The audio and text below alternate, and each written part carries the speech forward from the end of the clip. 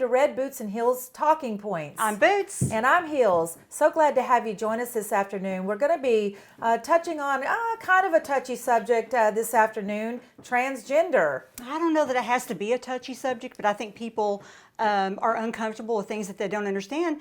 But the great thing about America is we don't always have to understand someone else's life choices that they take personal responsibility for. We just have to go with it.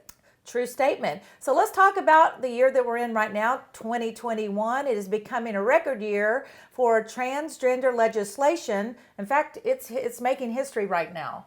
And according to the National Center for Transgender Equality, say this is also a direct to youth and a direct attack on our youth as well. So there is a lot of talk going on about that with all the states basically rallying together to, fight the Transgender Equality Act, and they're calling it anti-transgender equality. Well, is it anti-transgender, or is it just the basis of protecting genetic females?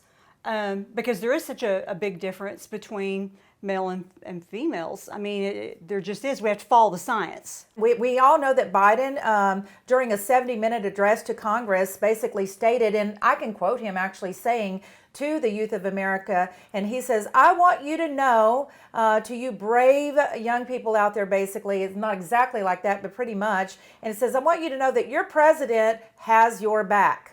So if we break down, the categories, basically, according to the Civil Liberties Union, one is basically just saying that, girls,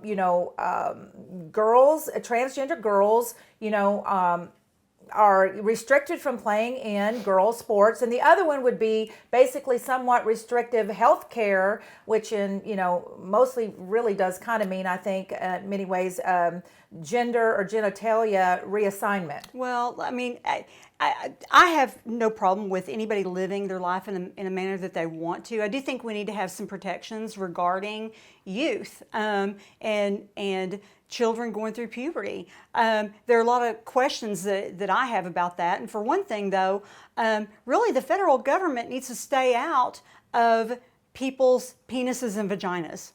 That's a very true statement. I mean, I know you and I have had so much discussion and so much talk about our childhood, and you said at one point in time in your life that you wanted, when growing up, you wanted to be, I don't know, you were kind of on the dark side. Oh yeah, I was going to be a vampire. When I was a little girl, I was going to be a vampire. And let's face it, I mean, I played outside with trucks and Hot Wheels, and my mother just could not stand it that I would not play with dolls. But that's just it wasn't any fun for me.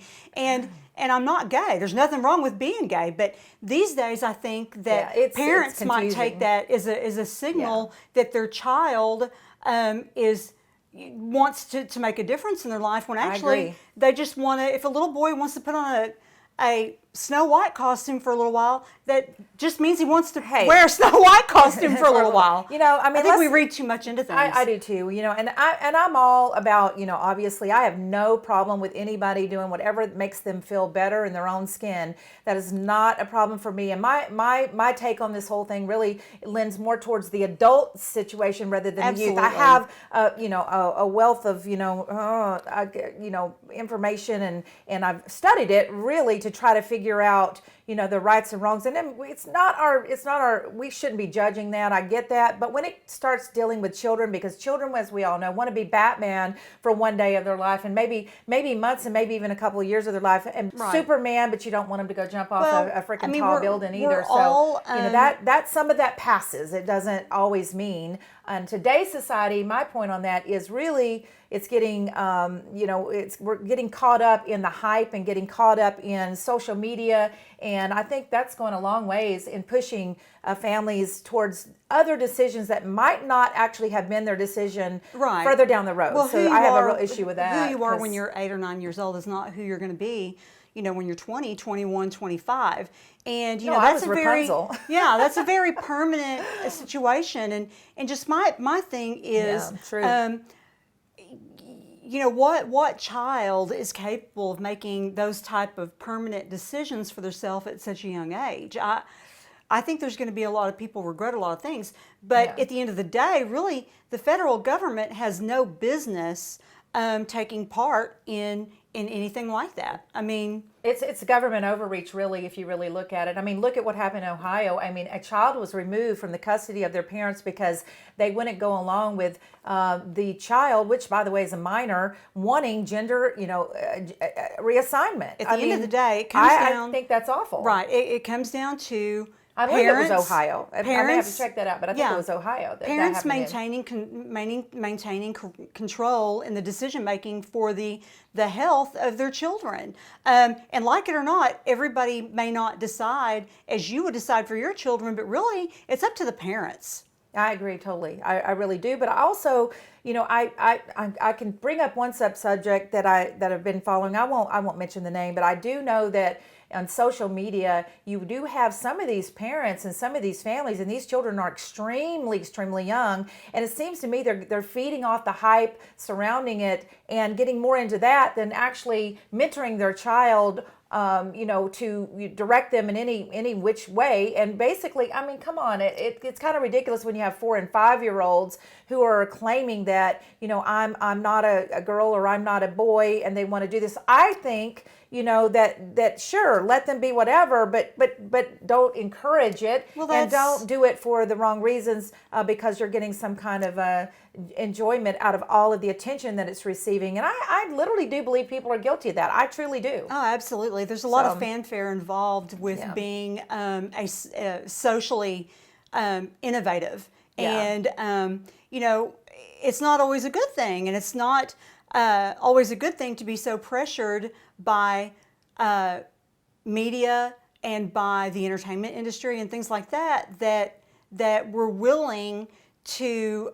make such big permanent changes because we're so influenced by those things. Yeah, I love everybody. I really do. I want everybody to be happy in their own skin, and I have lots of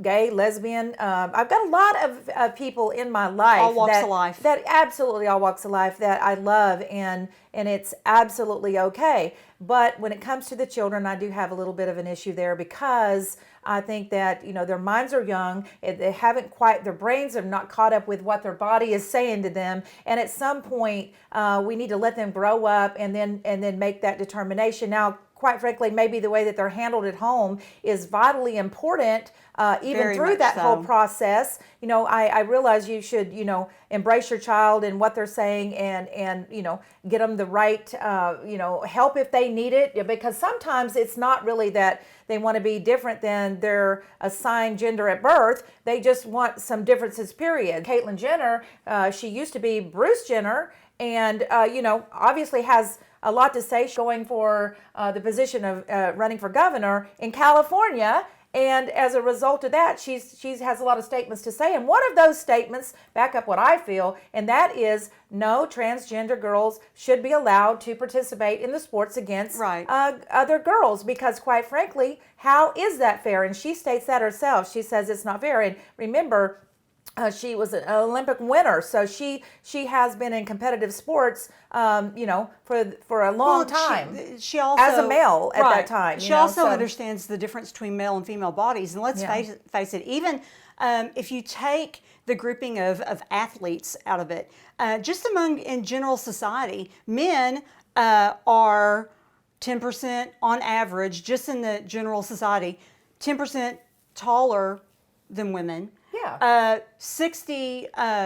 40 to 60 pounds more in their weight, even if they are the same size. And they have 60% more muscle mass genetically than females do. So when we're talking about equality, we have natural differences that make us not equal physically. So when we're talking about sporting events and whatnot, at some point, we have to take care of, and we have to protect young ladies that are wanting a fair and equal opportunity to compete in the sport of their choice. Well, I think we have a picture somewhere of Caitlyn Jenner, who actually is stating, that it is not fair. And I think that's a bold statement. Imagine the backlash she's getting. So if you don't mind, she's taking a huge beating. Yeah, so let's go ahead and put her up on the screen there so that we can take a look at her in her new identity today as Caitlyn Jenner, and what she has to say about sports altogether. So imagine the backlash she's going to get. She is Republican, okay, and for the most part, what I've read about her take, I agree with. I know that she was a Trump fan for a while, and then of course she pulled back whenever the bathroom subject came into play of whether transgender boys and girls should be able to use the other facility or the facility of their new gender. Of course, it is my opinion, is that, that should never be allowed. So I don't agree with everything she says, but I do agree with a lot of things she says. There's a simple solution. I mean, we can have bathrooms for males, we can have bathrooms for females, and then we can have a family-friendly bathroom like we do now in most places. So it shouldn't even be an issue. I mean, we're talking about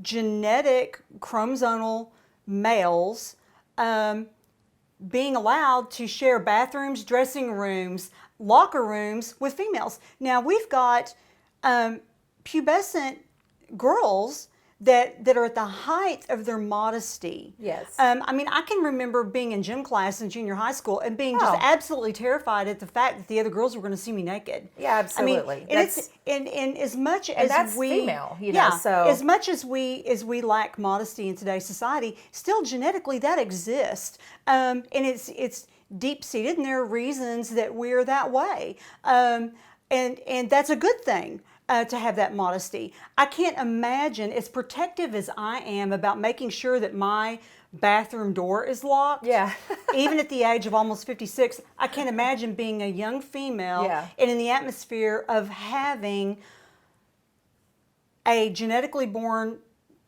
male that's transgendered into a female sharing a bathroom space and a locker room with you. Well, and that's part of the whole point there. There's one thing about acceptance, and I accept this.